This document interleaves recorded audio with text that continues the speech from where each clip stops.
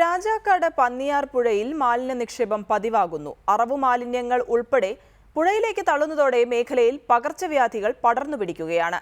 നിരവധി പരാതികൾ നൽകിയിട്ടും അധികാരികൾ നടപടിയെടുക്കാത്തതിനാൽ നാട്ടുകാർ കടുത്ത പ്രതിഷേധത്തിലാണ്. ആയിരക്കണക്കിന് കുടുംബങ്ങളുടെ ആശ്രയമായ പന്നിയാർ പുഴയെ മാലിന്യമുക്തമാക്കി സംരക്ഷിക്കണമെന്ന നാട്ടുകാരുടെ ആവശ്യത്തിന് പതിറ്റാണ്ടുകളുടെ പഴക്കമുണ്ട്.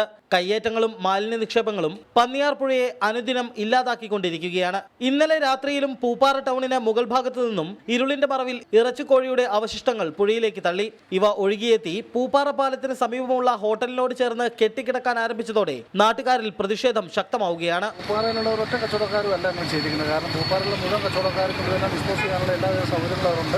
അവരൊരു കാരണവശാലും ചെയ്തിട്ടുമില്ല. പക്ഷേ ഇതാരും മനഃപൂർവ്വം വേറെ പുറമേ നിന്ന് ഏതോ ഫംഗ്ഷൻ നടത്തിയ ആളുകൾ കൊണ്ടുവന്ന് പുഴയെ കൊണ്ടുവന്ന് നിക്ഷേപിച്ചിരുന്നതായിട്ടാണ് ഞങ്ങൾക്ക് കാണാൻ സാധിച്ചിരിക്കുന്നത്.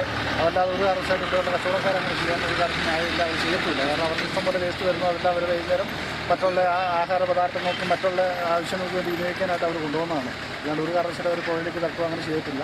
രാജാക്കാട്, രാജകുമാരി, സേനാപതി, ശാന്തമ്പാറ തുടങ്ങിയ പഞ്ചായത്തുകളിലേക്ക് കുടിവെള്ളം എത്തിക്കുന്നത് പന്നിയാർ പുഴയിൽ നിന്നാണ്. പുഴയുടെ ഇരുകരകളിലും താമസിക്കുന്ന ആയിരക്കണക്കിന് കുടുംബങ്ങളും കുടിവെള്ളം ശേഖരിക്കുന്നത് ഇവിടെ നിന്ന് തന്നെ.